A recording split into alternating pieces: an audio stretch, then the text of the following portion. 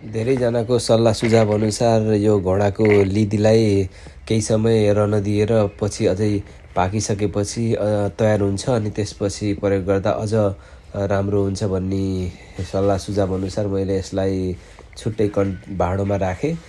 तर राख्दाखेरि मैले फेरि अलिकति माटो अनि बारीमा निस्केको झारपात मिलाएर लेयर मिलाइसकेपछि अनि लिदी पनि मिलाउँदै त्यसरी राखेको छु।